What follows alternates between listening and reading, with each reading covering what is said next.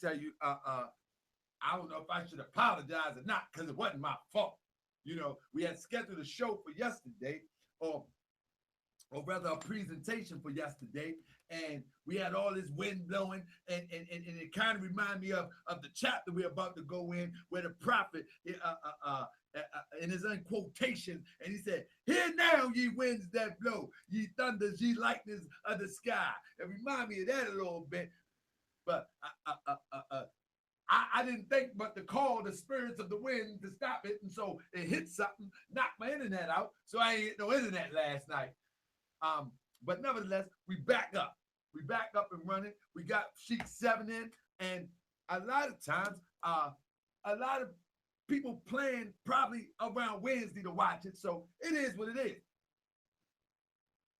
And we already know that most of the controversial shows is going to bring most people to of interest. But the ones where the controversy is about addressing self, we don't want to look at self. We don't want to look at that. No, we ain't gonna look at self. But long as we can watch another 2 or 3 or 4, 2 versus 6 go against each other, it's okay. That's exciting. But now we have to combat ourselves and try to understand ourselves in this chapter called The Creation and the Fall of Man. We got a problem. We got a problem. And I keep saying creation and the fall of man, but it's creation and fall of man. Because we're talking about an era of time here. We're not talking about the. The always has an indication of absolute. So this time is just a time frame of that we're talking about. It's not an absolute, should I say. You know, this is just encapsulated of a time frame. So this is the creation and fall of man, not the fall of man.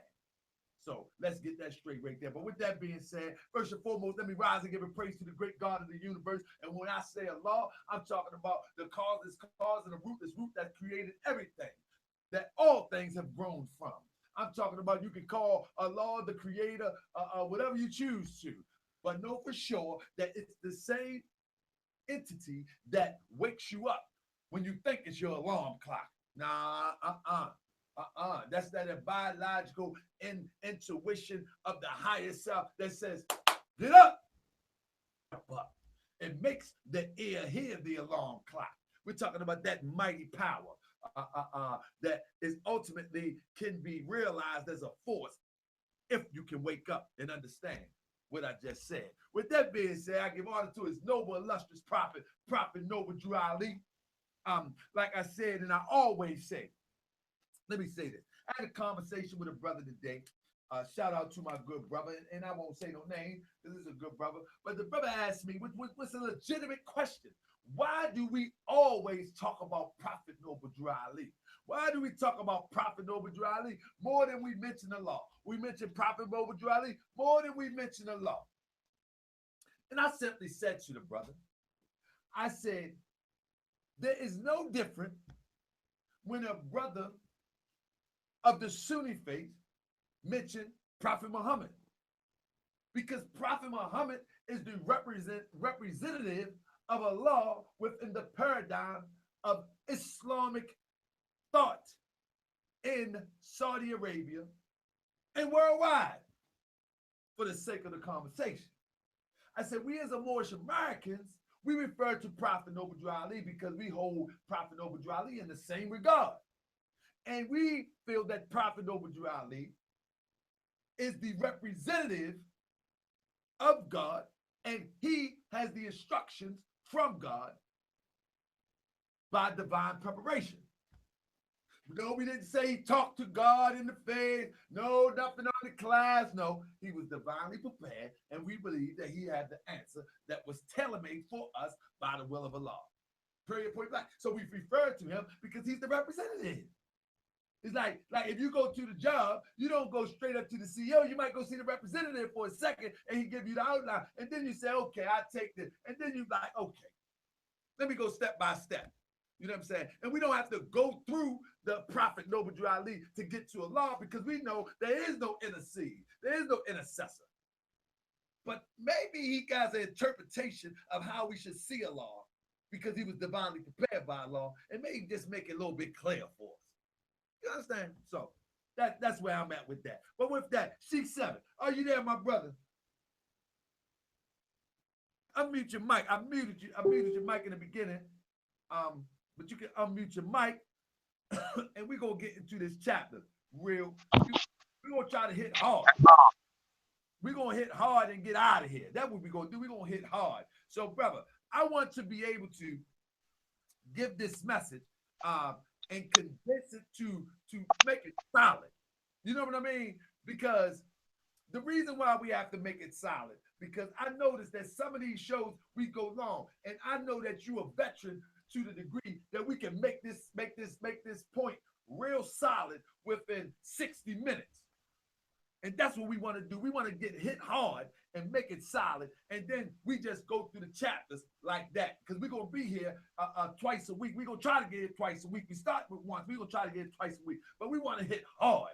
And we don't want to just have a conversation. We want to have something that you can practically use, that you can put up against your Holy Bible, that you can put up against your Holy Quran and say, well, I get it. So with that being said, Brother Sheik 7, come on in the chat, bro. How you doing, brother?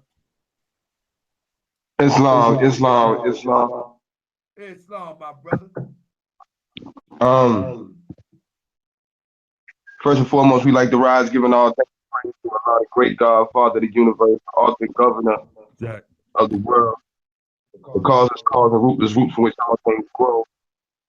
Send the highest honors to His holy and divine prophet, the love thought made flesh so men could comprehend. And we like to extend honors to everything Moorish up under the sun. Islam. So, my brother, the chapter of the day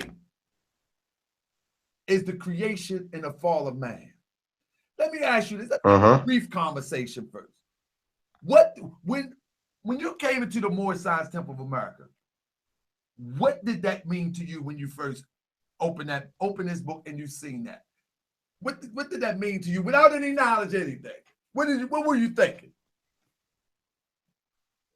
Well, unfortunately, I can't answer that question from their perception because when I grabbed the Moorish Holy Quran, quite a few schools of thought, so I had somewhat of an understanding. I remember reading something of this nature, a message without knowledge, and what it conveyed to me at the time was, I thought it was talking about man being created and then falling into sin. That I still thought of it in a regular, I would say, and excuse my expression for anyone who may be offended, spooked out manner. You know what I mean? Right. And the reason why I asked you that, because when I first came into the Moorish Science Temple of America, I'm gonna tell you off the break, brother. When it came to understanding spiritual things, I was ignorant as a rock underneath of a pebble or whatever. I was done. You know what I mean? So when I first read the Holy Quran in Mecca, I didn't understand it. I first read this, I didn't understand it. I just couldn't get it. It just didn't hit me. I don't know what was going on. When I read the Bible, I couldn't understand it. So I actually studied. When I read the Holy Quran in the Moorish Science Temple of America, I'm not going to say I understood it, but it seemed to make more sense to me than both of the books. And not condemning either of the books, but it just made more sense to me because it was plain English. Now, did I understand exactly what it was saying? No, but I had some form of comprehension level. You know what I mean? But what I learned later is that, as I said last night or the night before, that Prophet Noble Drew Ali is the last prophet in these days. That's what we're taught, and that's what we know to be true. That Prophet Noble Drew Ali is the last prophet of these days. And we also know to be true that all wisdom tends upward towards perfection. So when we look at the Bible, there's a story in the Bible about the creation and the fall of man. Islam. There's a story about the creation and the fall of man. Now, most people in the Bible, that's in the Bible. Now, when we really get down to the nitty gritty, let's be honest. Let's be honest. We know we can go ahead and revisit this. We know Eve ain't talking to no snake. We know God is not literally talking about who told you? Who told you this? Where are you when they say God walking in the cool of the day? Who told you this, Adam? Who told you was naked, Adam? Where are you? God can't find Adam. That's what it said. That's what it said. So, and then we look at the Holy Quran, and it's a similar story. Not that off, but there's a similar story. But then when I read the creation and fall of man, I begin to understand the metaphysics of both. Because the Prophet Noble Ali, all wisdom tends upward towards perfection. So now you begin, let me tell you something. If you understand how revelation works, the Quran fixes the Bible. And when I mean fix it, I'm not saying that the Quran is a replacement. It's an extension, and it makes correction as to what has been misled people. That has misled people. So, for example, when you look at the story of Jesus in the Holy Bible, it has led people to believe that Jesus is the Son of God in the literal sense. And when we look at the Holy Quran of Mecca, it said, God neither begets nor has he been begotten. And it says that so specific. It's so specific when it say that because it wants you to see that, look up the word beget. Beget or begotten mean that you have to have sex. Let's keep it 100. You have to have sex. The genitalia have to meet. Male and female. That's what begets mean. That's done by a man, a human being. And so when the Bible teaches that man is the only begotten son of God, it's saying that God was a man and begot Adam. But then it says that God is a spirit in the same book. So the Quran comes along and straightens some of this up.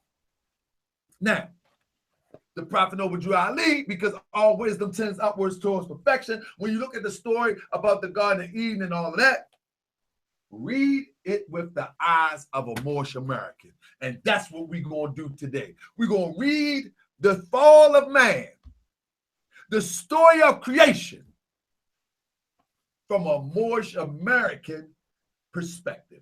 Anybody that's in this chat, most of y'all, whether you know it or not, you have been visited by a prophet of God. Whether you claim to be Moorish or not, this is American-born prophet. The only one that I know of, Ali, he came with a message for all people.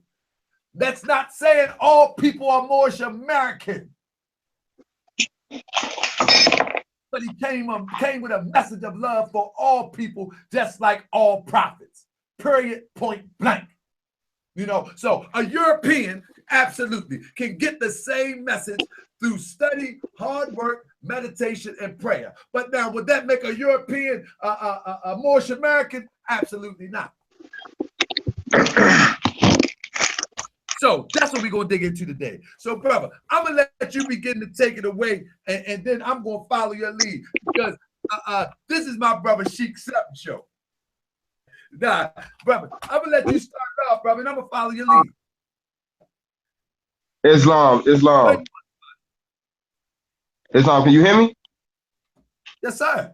Can you hear me? All right, great. Again, praise be to Allah and highest honors to his holy prophet Noble Ali.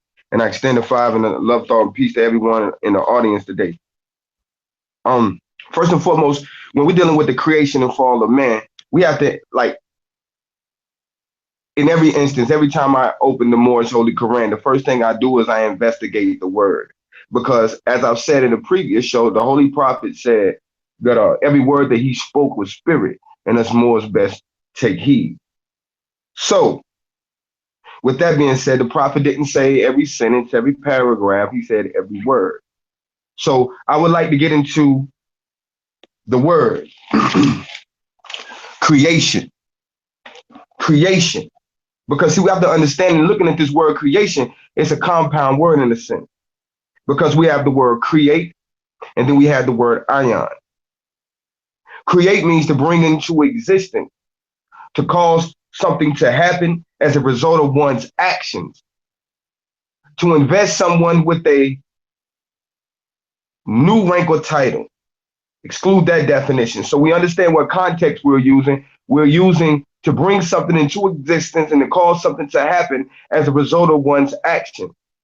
Now, ion in a sense means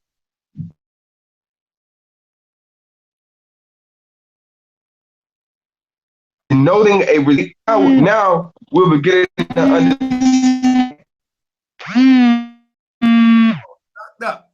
He locked up. Uh-oh. He locked up. You there? Yeah, I'm here, more. That's how he locked up. That's how I don't want you to get it out. It's coming out. It's coming out. Yeah. Excuse me. So ion means to denote a state or condition. So now we understand that the word creation means to bring about a state of condition.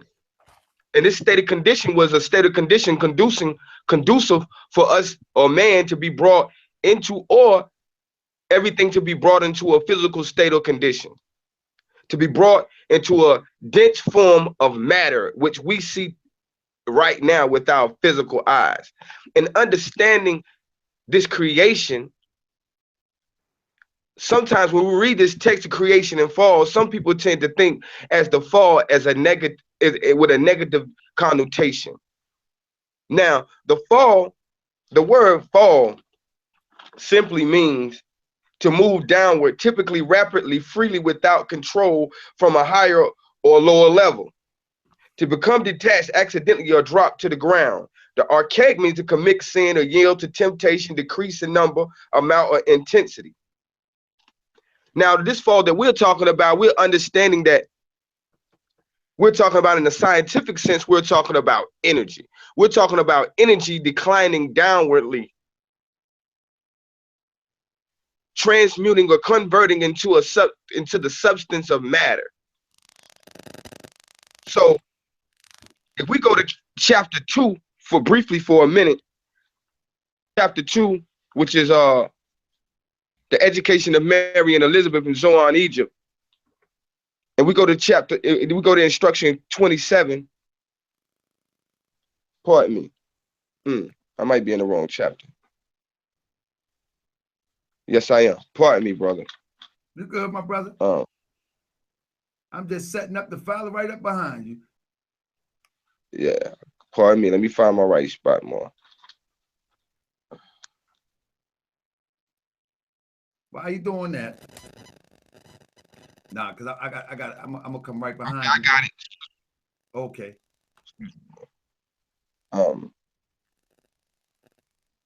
No, I don't have it more. But anyway, allow me to go. Allow me to elaborate. All right. Now, this is what we're talking about is a descension from energy into the form of matter. Because in a lot of senses, we in a lot of reasons, in religious conversations, we have people who think of these things in a spooked out manner. We have to understand that the Holy Prophet brought us Islamism. Islamism was where religion and science meet. So we can definitely explain things in a logical and reasonable way. So now we're understanding, we have to understand what man is. Again, here we go with this conversation that we had previously, Brother Tahakabe. What man is. Now, we know that the Holy Koran of the Moorish Science Temple of America teaches us that man is mind. Man is also spirit. So now we're dealing with an immaterial aspect of man. So now we have time never was when man was not. Now, in the concept of time, we've been taught. Hawk, I had time to pull up any pictures where I could illustrate what I'm saying. But time is normally perceived as a straight line with small hashes representing certain events. Meaning one endless line have a beginning and have an ending, because we know a line has a specific point of beginning and has a specific point of ending. But us Muslims, we're taught that we see time through cycle ages. And a cycle is synonymous with the word circle. And we know in a circle has no beginning and no ending. So it's always repeating, just as we will repeat these cycles until we renew them. We're not, like I always say, I strive to renew my history. I don't strive to redo my history. I strive to renew it. So in this concept of the circle, we understand that it's an ongoing cycle. And will repeat itself unless we change the cycle itself. So time never was when man was not. Okay. Now we're understanding that this state or condition was brought about by a consciousness that had always been here. Yes, yes. Now, no time, no beginning and no ending. And it says, if life of a man at any time began, a time would come when it would end. Now we're understanding that we're not talking about the physical aspect of man. We're talking about an immaterial existence or an immaterial aspect of man that's been here from the very beginning. Now, the thoughts of Allah cannot be circumscribed. No finite mind can comprehend things infinite. Here we go. No finite mind can comprehend things infinite.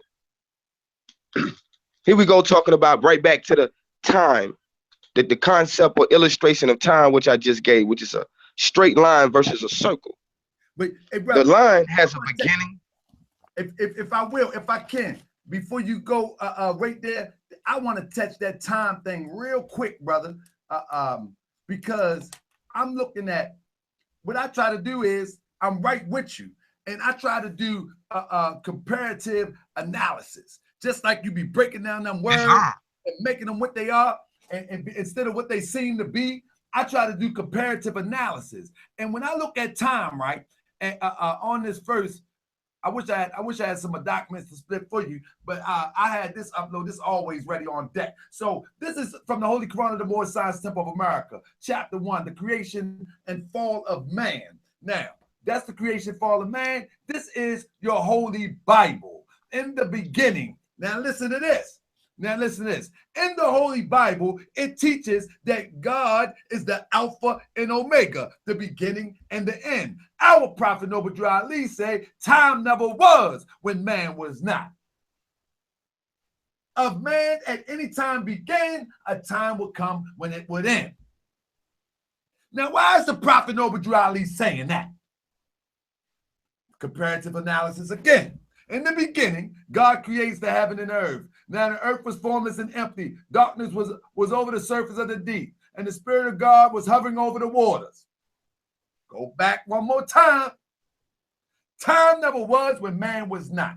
In the Bible, it gives you the ideal or idea that man has a beginning. The prophet Noble Drew Ali teaches us that time never was when man was not. What exactly is he saying? Is he saying the physical aspect, as my brother was alluding to, has a beginning and the spirit doesn't? Well, absolutely. He's saying that time never was when man was not. He's talking about it as we go down in the chapter. You'll see he's talking about the spirit man. The energy, as my brother was alluding to, as my brother eloquently put, that everything, basically, and I'm paraphrasing what Sheik 7 said, but come from an energy force. We're saying that there wasn't a time. Now, I want you to hear me good, because we asked the question last show, who are you? The prophet Noble Drew Ali teaches us that there wasn't a time that this energy never exists. Wrap your mind around that for a second. That God always exists.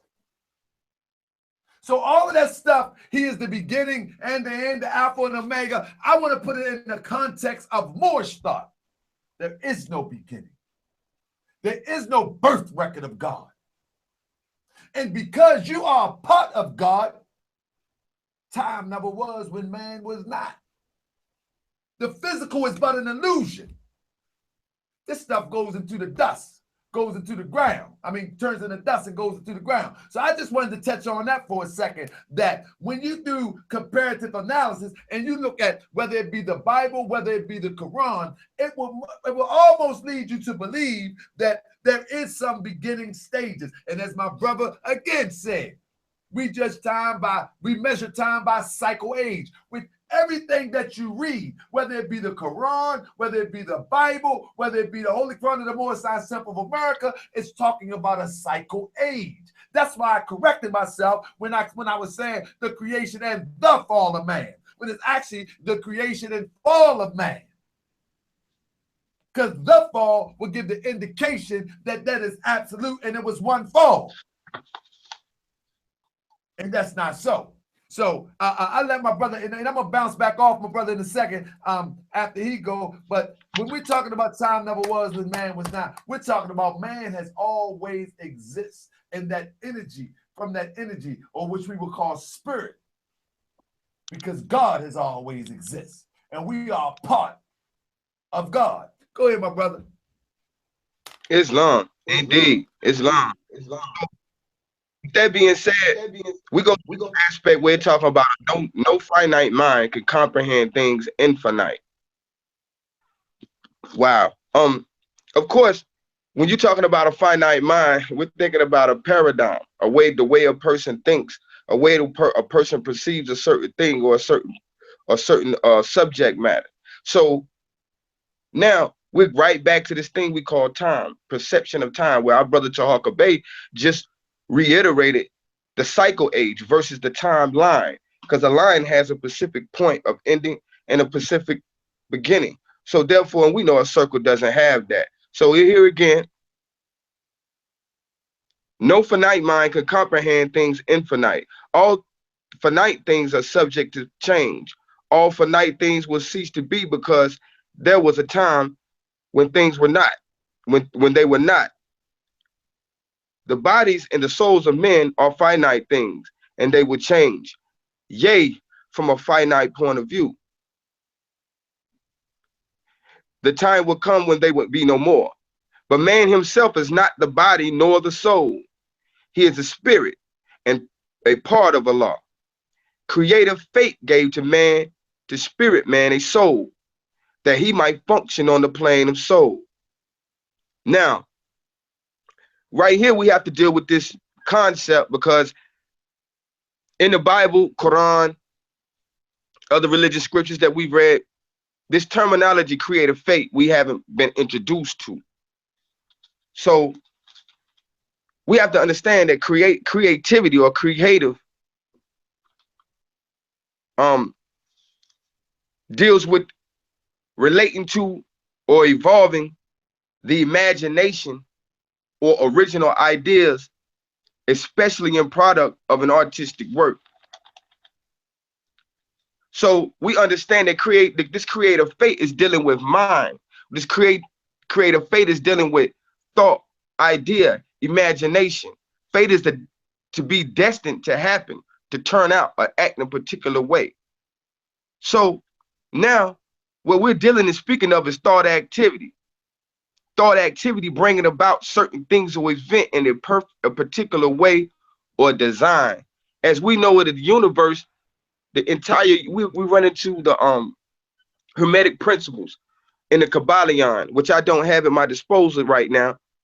But the first law is called mentalism, and it teaches us that the entire universe is mental. And here we see illustrated in this instruction, this idea of mentalism and creativity and thought activity. And this creative fate gave to man, to spirit man. Now we're talking about this intangible consciousness. You know, this consciousness that existed, part of a law without beginning or end, no birth record. So now we're talking about this creative fate, giving it this design, this pattern, and giving it a garb of soul so it can function on the plane of soul. So, Brother Tahaka Bay, would you like to touch on what the plane of soul is for the people? Absolutely, absolutely. Let me tell you this. One thing about me, when you study the teachings of the Prophet Noble Drew Ali, right? When you study the Prophet Noble Drew Ali, you have to really pay attention. And one thing I like about my brother Sheik 7, honor to the brother, because he pay attention to words. And that's one thing you have to pay attention to. Remember this, Prophet Noble Drew Ali is an American prophet. American, yeah, he was born here. He speaks this language. And for Allah can get through to us and get to us, we have to have someone that can master the language. And it makes second nature. So that's why the prophet say, every word I speak is spirit. Now listen, pay attention real quick. Now, as I like to always use my brother, Meek Mill, he said there's levels to this. You see, my brother Meek Mill says levels to it. Now check the levels out. We're gonna slide back up where my brother started from. It said, no finite mind can comprehend things infinite. Let me stop the screen share for a sec. I want you to see my face with this one. No finite mind can comprehend things infinite. That means if you see everything from the superficial, from the physical world, from the tangible reality, you cannot comprehend things beyond the veil. You cannot comprehend spiritual things. An earthly mind cannot comprehend a heavenly mind. So the prophet say, no finite mind can comprehend things infinite. If you see everything from a tangible perspective, if you see people from what they do outside of the intent and the source of what they do, you will not understand the true person that you're talking to. Now listen, it said no finite mind can comprehend things infinite. You might catch that on the rewind. All finite things are subject to change, which means finite things are things that you can see, touch. They're subject to change. And I'm not talking about the words here because these words are spirit. This paper is subject to change. This body is subject to change. This computer screen is subject to change. It's going to disintegrate. It's going to be gone one day. All of these things are subject to, these are finite things. Everything that you can see with the physical eye. This is the rule of thumb. Everything that you can see with your physical eye is a finite thing. That's the rule of thumb. Now, the things that you can't see with your physical eye, whether you have 20, 30, whatever vision you got, the things that you can't see with your physical eye, that's the infinite things. Now, ask yourself for a second, all the tough guys out there, all the ones that's still working on themselves, when you're in your quiet time, just you and your higher self, and sometimes your lower self. The way you see the world when your eyes are closed, that is that infinite thought. When you have hope and all of that. So no finite mind can comprehend things infinite. The bodies and the soul of men are finite things, and they would change from a finite point of view to the time where there will be no more. That's what I just explained. But man himself, now let me screen share this one. But man himself, and when we say man, man is interchangeable with woman. Woman and man is the same thing when you're speaking from a spiritual doctrine. Man and woman is the same thing. Ain't no male chauvinist nonsense. It's the same exact thing. It's interchangeable. It said the bodies and the soul, it said from a point that there'll be no more. But man himself is not the body nor the soul, but a spirit and a part of Allah. Back to the first point. Man himself is not the body nor the soul, but a spirit. He is a spirit and a part of Allah. Created fate gave to man a spirit man. Okay, let's get back to creative faith. Creative faith is your faith, and you were created with a faith for a certain purpose. You were put here on this earth in this creation for a certain purpose. There's a faith to this creation. Gave to man a spirit man, a soul that he may function on a plane of soul. That's like giving an astronaut a suit so he can function on the plane of moon. Hypothetically speaking, that's an example. That's like giving a scuba diver some oxygen tanks so he can function underwater. Islam. Creative faith gave to spirit man a soul that he may function on a plane of soul. Now, what is the plane of soul? Uh-oh, I'm about to shake some more up now. I'm about to shake some more up now. Tell you what the plane of soul is. Some people might get me for this, but I want you to think for a minute. There's levels to this. The prophets say that man must pass through all ways of life. And so a foe was developed. And we're going to see this in this chapter. Some people believe that you must drop this flesh and go to the cosmos, to a place called the plane of soul, which could be possible. But my understanding, and this is me, this is not the Moorish Science Temple of America, the Prophet Noble Ali, or anybody else. This is me.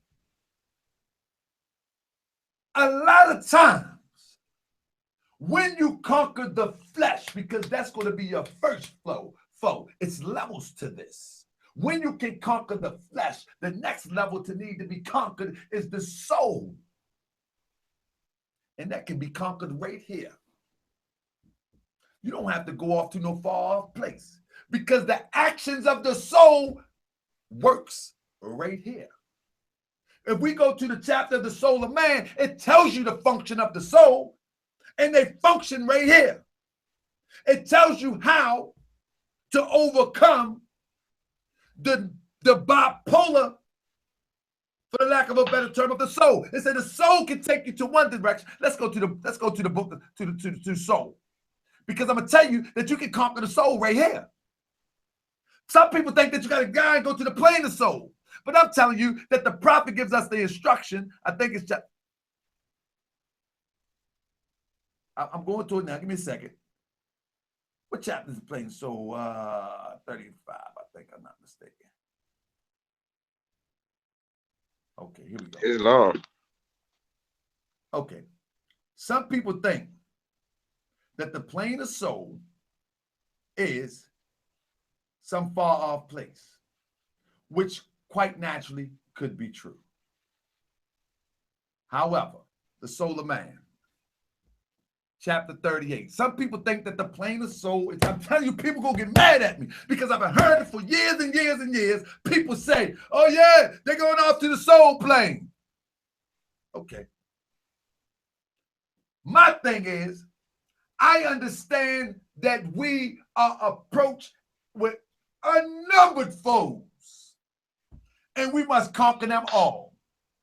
Once we get to the point where we have somewhat gotten control of this physical aspect, the physical urge of our experience, then we got to leave from this and deal with the plane of soul, which is a state of mind to understanding how the soul works. So the prophet put us in here on the chapter, the soul of man. Blessing, O man, of thy external part is health, vigor, and proportion. The greatest of these is health. What health is to the body is honesty to the soul. So you mean tell me that I got to go on to some plane of soul when the prophet is telling me how to conquer the soul right here? Huh? Now, I'm not saying that's not possible. What I'm saying is, why would the prophet give me instructions in how the specifics of how the soul works to overcome the soul if we wouldn't deal with the soul right here? I'm not spooked out. So my thing is, what is the soul? The soul is that part of you that pulls you to the left, and it can pull you to the right. It depends on what you put in the soul. You understand what I'm saying? And so let me go back to the chapter real quick so I can tie it all in with the chapter. People, and at one point in time, they would say, and like I say, I don't disagree per se, but they would say that you have to die and go to the plane of soul, etc., etc. But I say that quite could be possible. That could be possible. But as that could be possible, it could also be possible that we can fight the soul and overcome the lower urges of the soul right here. Let me pull this back up because I just got excited and I clicked my page off. So let me pull up the Quran so I can go back into it and I can tie it all in, because I want people to know that moved out. And I'm not going to take you to no far off place up into the galaxies. I'm telling you right now, can work on conquering the soul on the plane of soul. And the plane of soul in this context is a state of mind. Where are you in your state of mind? So let me bring this in real quick. Here we go. It says, so the bodies and the souls are finite things, and they will change, from a finite point of view. Now, if the bodies and the soul is a finite thing, what world do we live in today? Is it a finite world or an infinite world? So what does the prophet talk about here? Man, that's an adapted Greek. What did he talk about? We live in a finite world, and if the prophet is saying the finite... So when I say that everything you see is finite, the soul manifests finite actions. And you can look at people every day living in the lower realms of the soul. They're living in the low, or you can say here this lower self. That's a part of the soul, because it says that it can harden. The soul of man tells you that it can harden the clay. The soul say, just as the sun can harden the clay and soften the wax, so as the soul does contraries. And I'm paraphrasing. So if you are in the low, you fed the soul some nonsense, and it took you there. You continue to feed it some nonsense, and it took you there. So it says, but man himself is not the body nor the soul. He is a spirit and a part of a law. And it said, created faith gave the spirit man a soul that may have function on the plane of soul. Now, why would he do that? Because the soul, and I demonstrate this on the show before, the soul is the medium between, let's do this. The soul is the medium. This is the soul.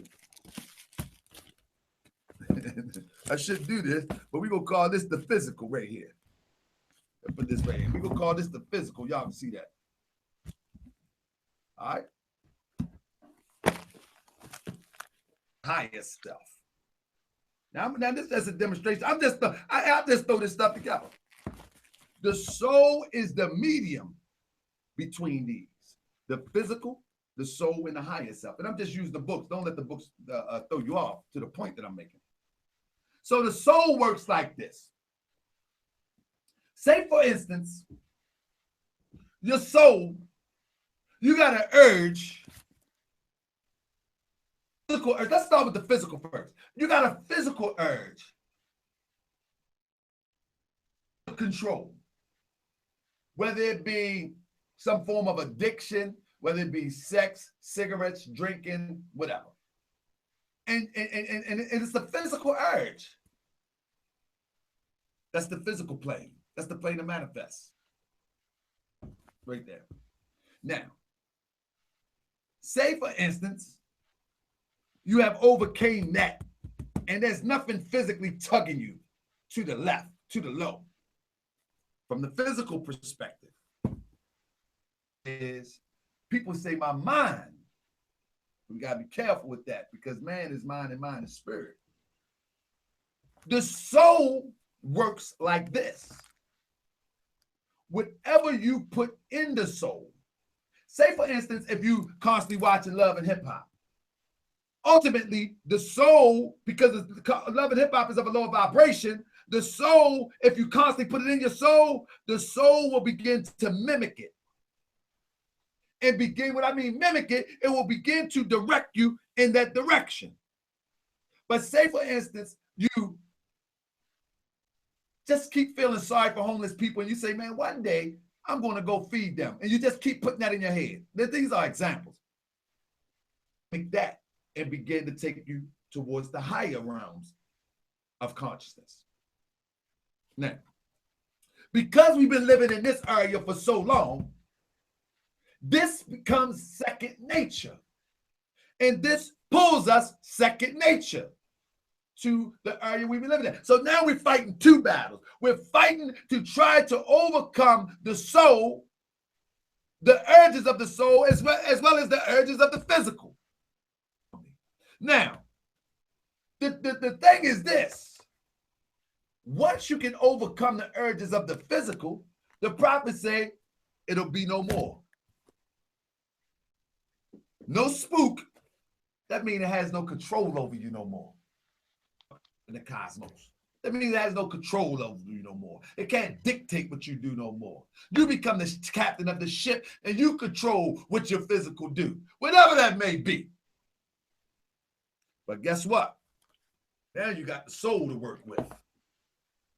Soul still remembers what you put in it when you weren't living right. Soul wants to guide you that way.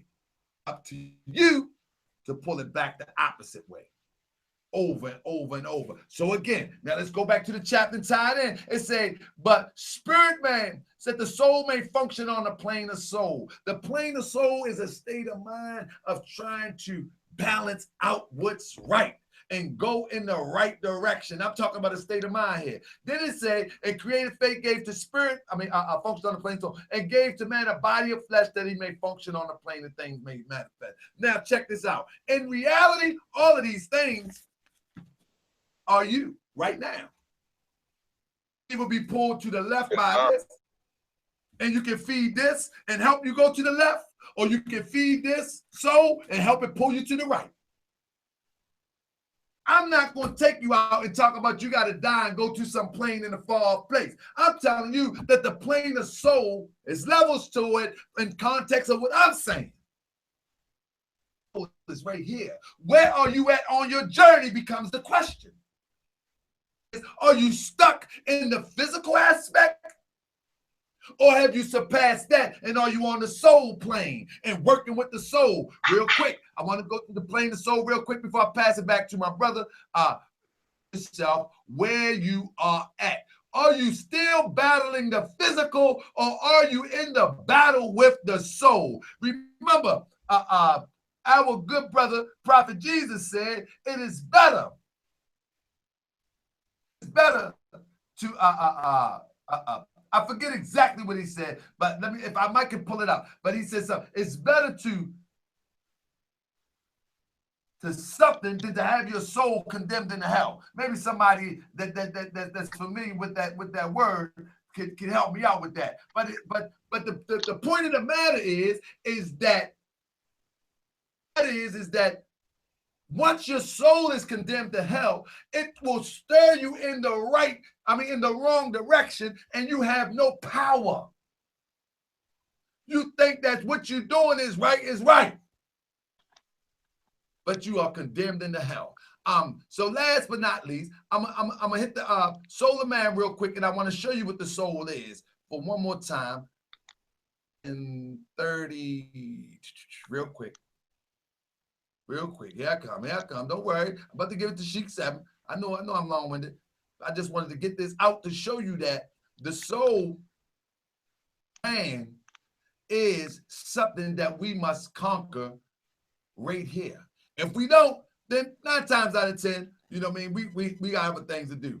Because see, this is the problem that I have when people keep on going on in the cosmos. The problem I have is, say, things like, you know what, we got going to the soul plane, et cetera, et cetera, et cetera. They said, you know, many lifetimes, many life cycles, and et cetera, et cetera. So where is the true battle? And that's what I ask people. Where is the true battle? Is it in some far off place? Because the Prophet Noble Dry Ali, I'll come back to that after Brother Sheik 7. But the Prophet Noble Dry Ali teach us that heaven and hell and earth are not above, below. So why are we looking always, even the soul play? You understand what I'm saying, Sheik 7? Even when we start talking about conquering the soul, we looking out somewhere. That's what he said. What profit shall a man gain and lose his soul? And when thank you, Yeshua. I appreciate you, brother. That's what it is. What that is talking about is we talking right here. Here right now, living certain lifestyles is because they lost their soul and they think what they're doing is right. They on the soul plane fighting. But they fighting on the plane of things made manifest called earth plane 2, the physical 2. And so I want people to know that fight right here. If we fight the good fight right here, ain't got to worry about out there. Whatever you worry about out there, worry about right here. That's what we got to worry about right here. You understand what I'm saying, Sheik 7? Yes, sir. Yes. Islam. So that's my message. My message is always to worry about the fight right here. To start talking about we're going to die and we're going to go to the soul plane, and on the soul plane we're going to do that. You know what's going to happen? Life cycle if we ain't right. And we're going to battle that soul plane right here. I'm telling you what I know. Go ahead, Sheik 7. Islam, I agree. I totally agree. What I would like to add on to the plane of soul demonstration is the fact that when we started dealing with the plane of soul and the medium between the physical and the spiritual, we have to deal with the fact that the soul is a part of our character. Our character, exactly who we are. You know what I mean? The plane of soul, the soul is a workshop for the spirit. You know what I mean? And this is what our brother Jesus was speaking about in the Moorish Holy Koran when he was with his father. Chapter 5, keys 13 through 21. When he said, these tools remind me of the ones we handle in the workshop of the mind, where the things are made of thought, where we build up. We use the square to measure our lines and to straighten out the crooked places of the way and make the corners of our conduct square. We use the compass to draw circles around our passions and desires to keep them in bounds with righteousness. We use the axe to cut away the knotty, useless, ungainly parts and make the character symmetrical. So we're starting to understand that we're dealing with thought and we're dealing with a mental aspect of ourselves as far as our character and the building of our character. This is the soul. This is the workshop of the mind. There you go. There you go. There you go. Tools of the workshop of the mind we use to make the character symmetrical. So yes, sir, I totally agree with the fact that the plane of soul is not somewhere where when we pass the physical flesh or transition the physical flesh and go off to some distant land, because the prophet Jesus told us that even heaven, Allah made neither heaven nor hell for man. We're creators and we create our own. Exactly. So, but have you ever? I'm sorry to cut you, but have you ever heard brothers demonstrate that? And they demonstrated emphatically. Yes, sir, I have demonstrated. I have heard brothers demonstrate that, but you know, in my humble approach to this science and the gospel, excuse me. The thing is, I'm not denying that it's not possible. What I'm saying is our fight is right here. The prophet is trying to direct our attention right here when he tells us heaven, hell, above, below, or around. But where? Within. So that's where the fight is. It's a state of mind. It's a state of mind. Yes, sir, it's a state of mind. Right. So The great God, and I want to bring this into context too, because when we're talking about the spirit, we got to understand that in the Latin, in the etymology of the word spirit is synonymous with breath. And we know that breath is a life force.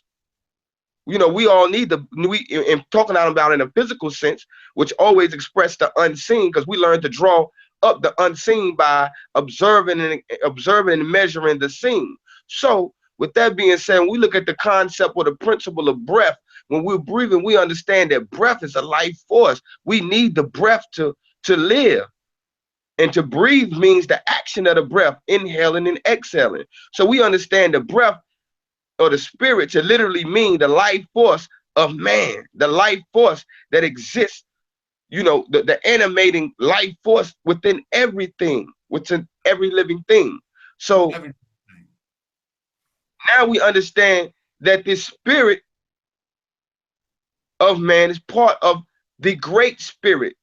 If anybody is in touch with the science or the religions of the natives of America, which they're called, you know, we understand that our ancient forefathers termed the great God the great spirit. And also in other esoteric schools, the great God is known as the great mind.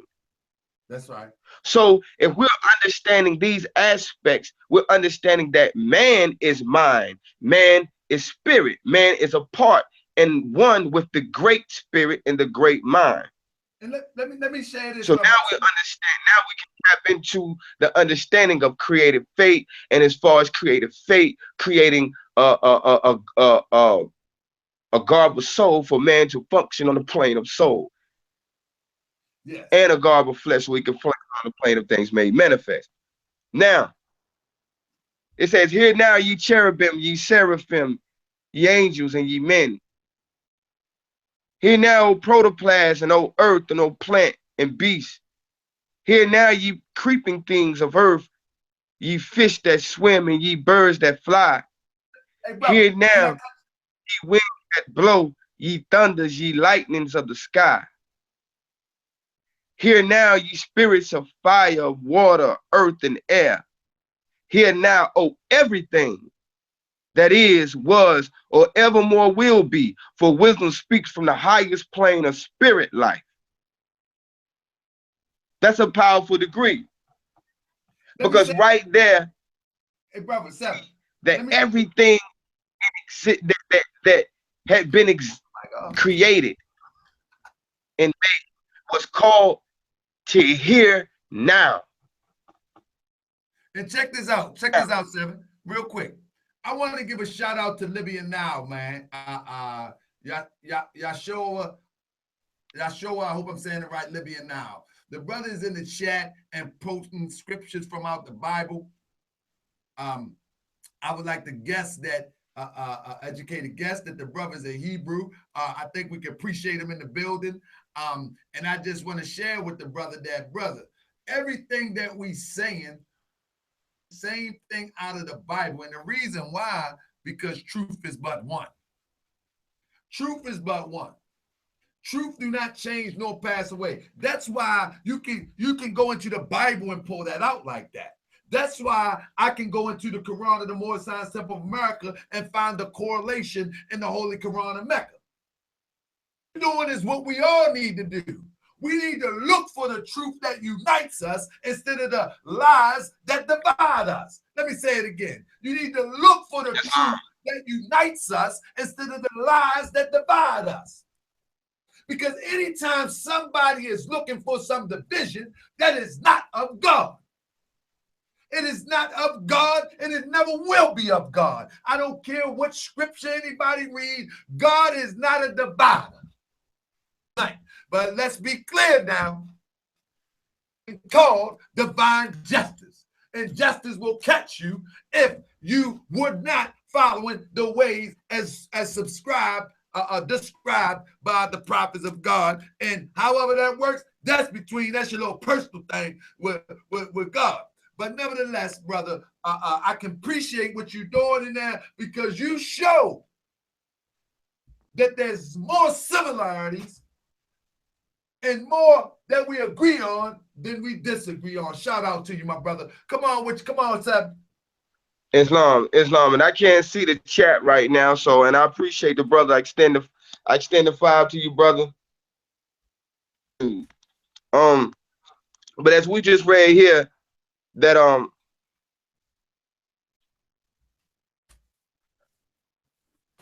sorry I cut the wisdom. I just had to give a shout out because many times since I've been doing this, Seven, I've had brothers coming to the chat and they would look for everything to try to dispute about.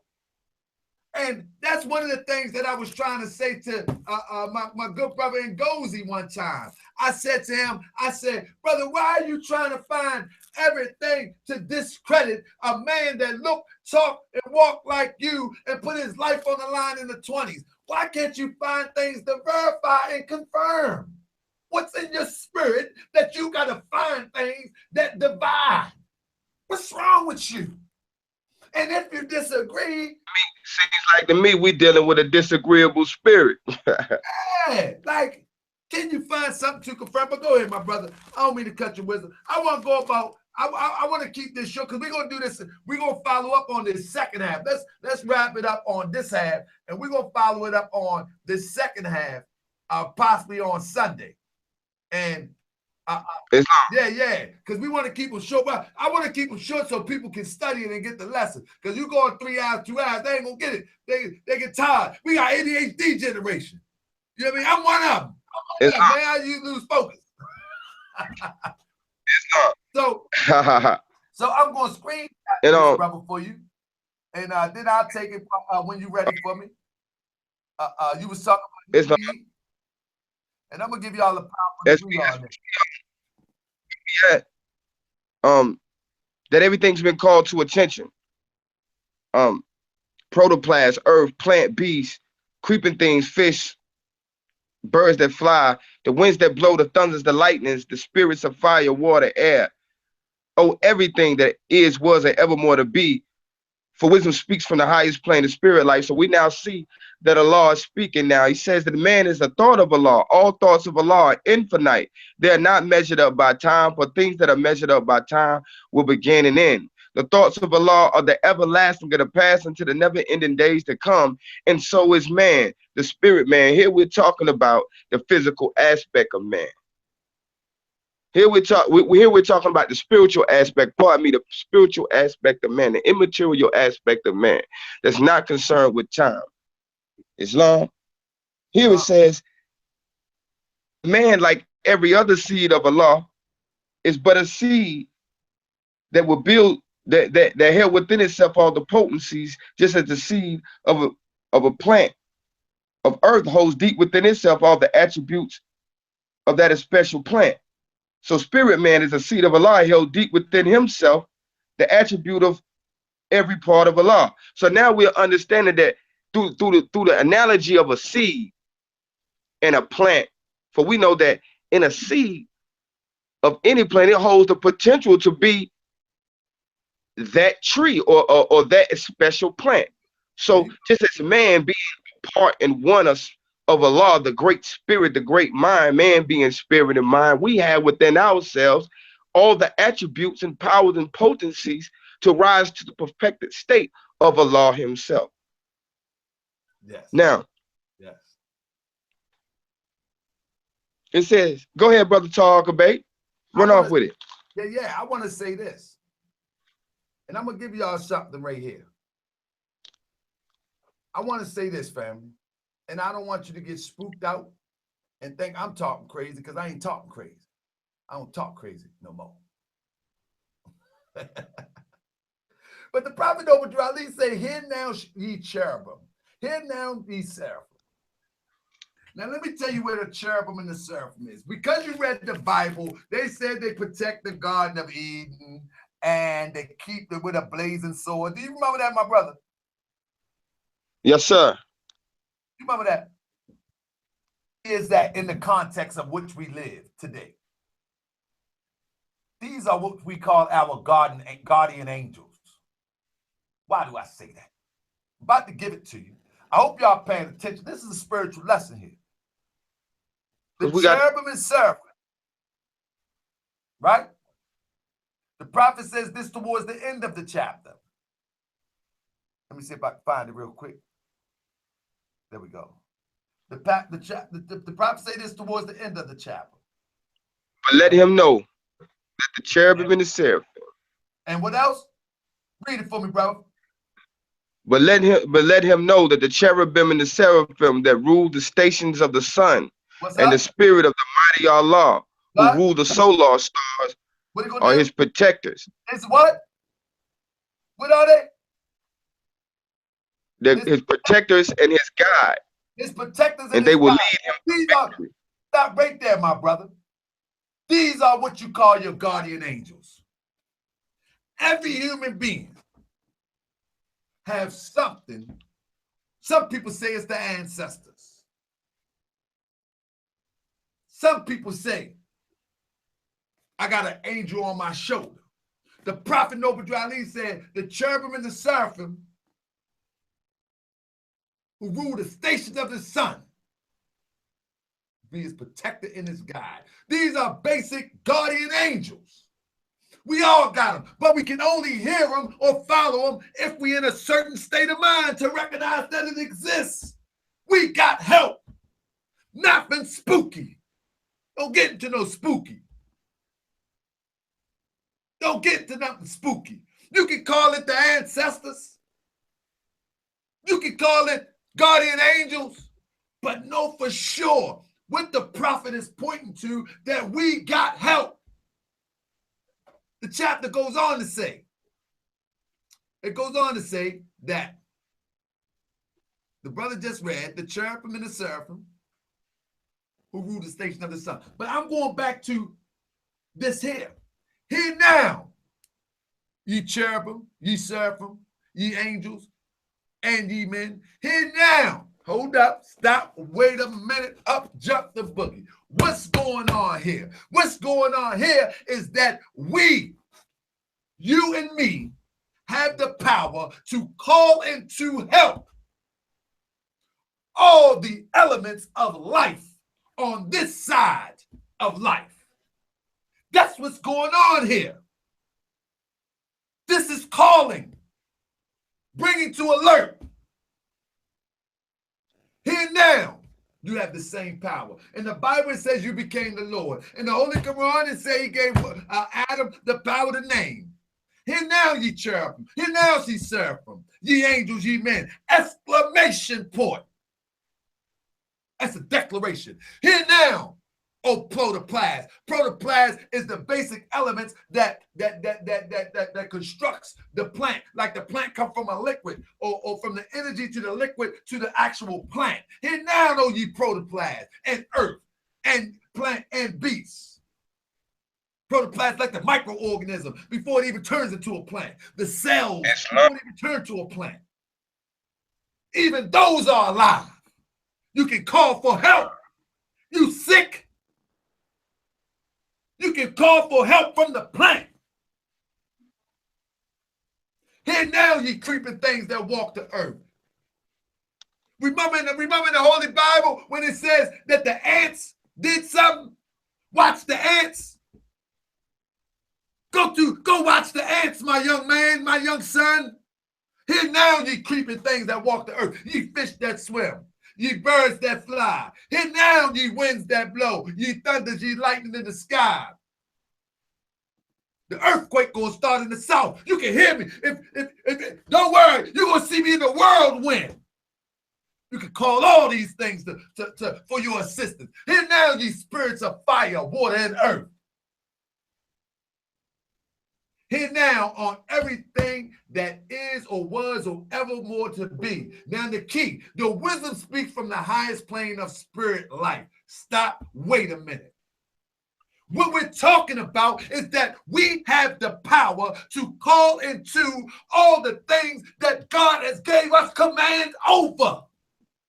And we sitting up here fighting about who's right and wrong, about a Moorish American nationality and whether we black or not. We have the power to call in existence everything that was created for the benefit of us and for the defense of us. But wisdom speaks from the highest plane of spirit life. We have to overcome this flesh, overcome this soul that's pulling us to the left, make it pull us to the right, get into a higher state of spirit, and we have the power unlimited. It is what it is. Here now. Let me see you say here now to the tree and see if it will answer your call. Let me see if you can say here now to the spirit of fire. Do you know what it is? Do you know what it is? See, we so caught up in the civics that we forget the true life force and the power that we truly have. See, we're looking at Black Law's dictionary, but we won't look at a dictionary like my brother Sheik 7 do to break these words down. And so we give up our power. Because we're looking for some power in a Black Law's dictionary to save us. When we got the power to control every element. Now, just like if you tell your son or your daughter, hey, Marcus, that's like saying, here now, you ready to make a command. You ready to make a command. This is an example. But you got to get calling to attention. Yourself. The prophet is giving it to us. Man, there is no information like this. None. Come on, Sheik 7, let's wrap it up, brother. We're going to come back and we're going to break it down further when we start talking about the seed of Allah when we come back on Sunday. Yes, sir. Yes, sir. Yes, sir. Brother, my thing is this, 7. Brother, the reason why, and I tell you this in private and I tell you in public, the reason why I'm so confident in this, because I've seen it work.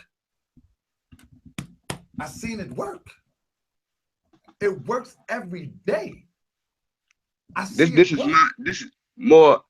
is my message more. The Holy Prophet Noble Jew Ali brought us salvation. First and foremost, we understand that understanding is the rock on which our salvation is built. Exactly. Understand that our Holy Prophet brought us a divine and earthly salvation. Put things in context. Now we have to put things in context. Which one serves a greater purpose? Which one is more powerful? Which one is more important? Now we understand our earthly existence. We have to live. We have to function on the plane of things made manifest. But what is the force and what is the source of the power that exists within the flesh? Brother, what if brothers and sisters knew that through our unity, we could change the thought of our enemy? And not get him to change, just get him just to forget. As it says in the Holy Koran, he brought us from what know not, and he can, surely he can bring us to know what not again. Islam. Man, our unity, man, is so powerful. Our unity is so powerful. All we got to do is, that's why we always in the Moorish, this is the uniting of the Moorish Science Temple of America. This is the uniting of Asia.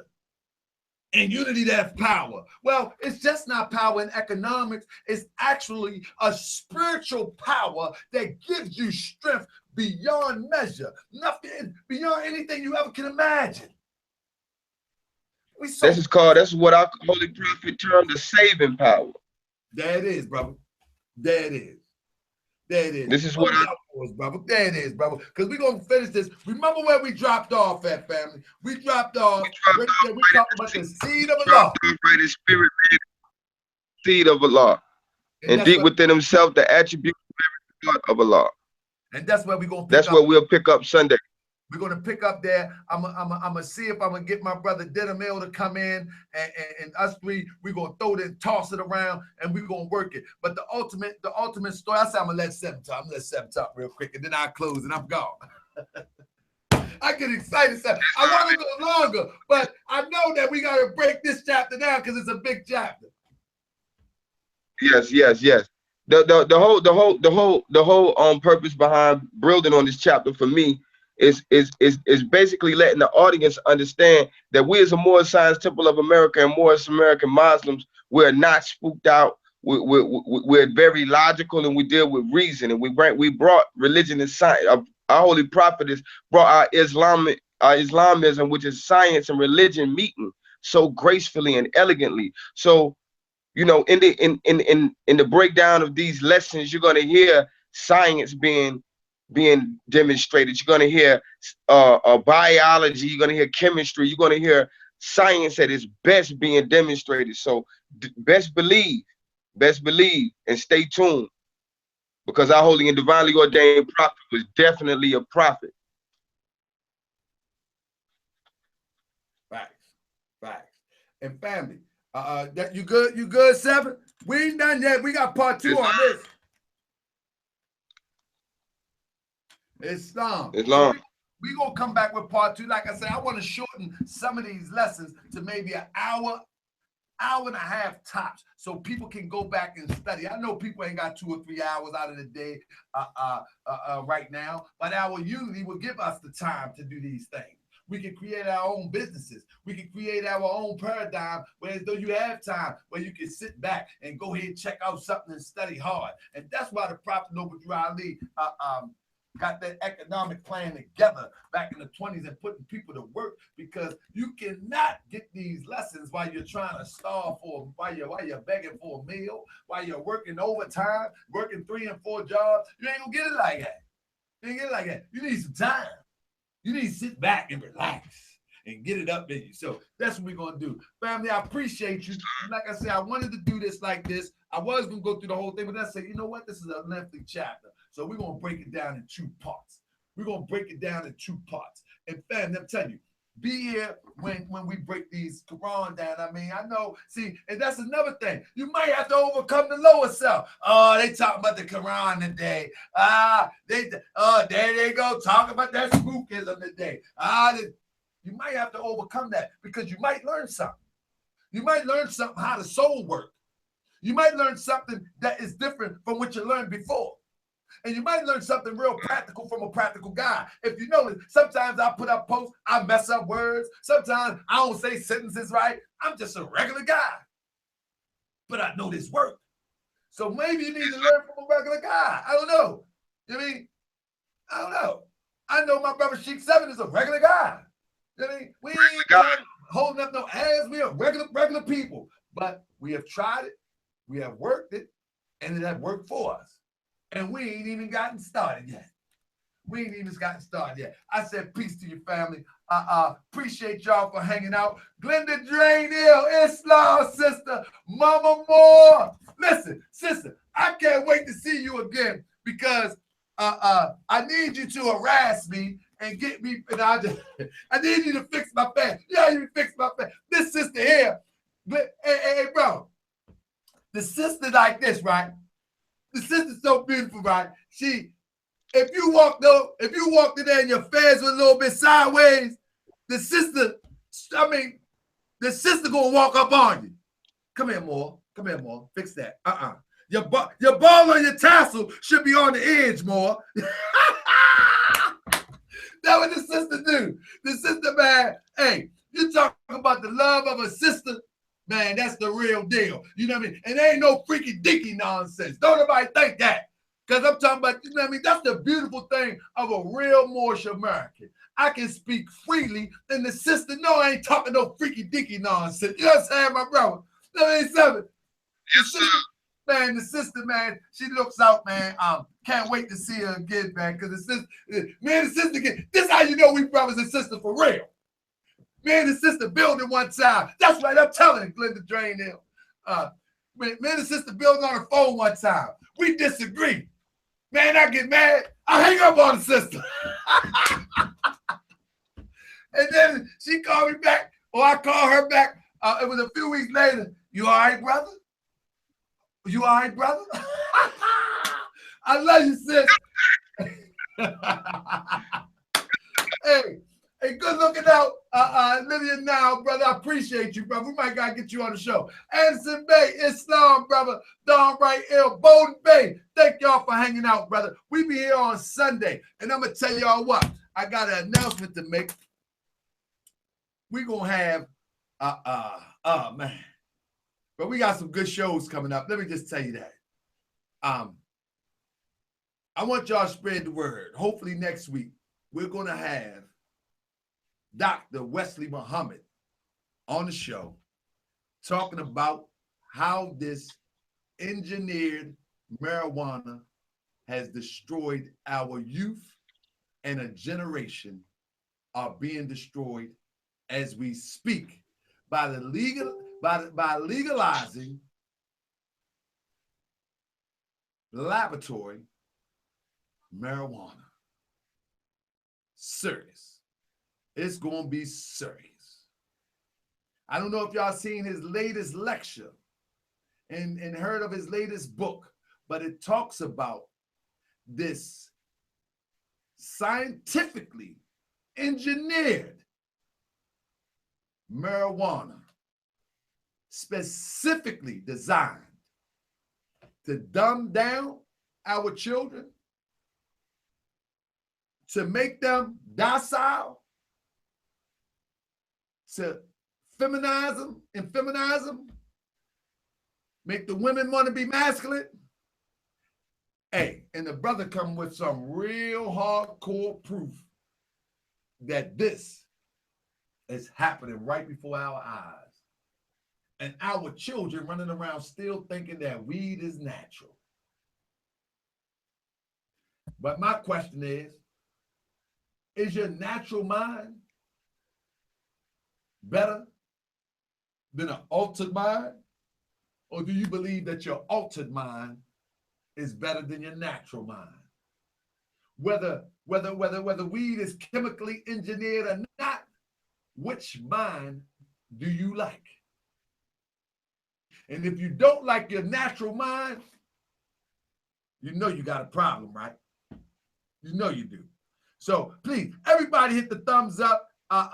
Share the video when you can, where you can, because this lesson, these lessons, people don't want to hear this. So share this. Share this, please.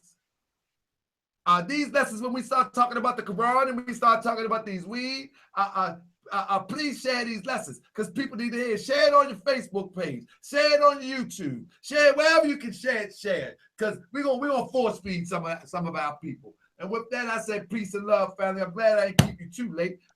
On Sunday, we going in once again. Peace and love, Seven. Islam. Peace and love to everybody. So I can't say exactly all who tuned in. Peace and love. We extend the love and the peace. You know, love, true peace, freedom, and justice. Islam. Again, always hit the thumbs up. Let the people know that we here. Peace.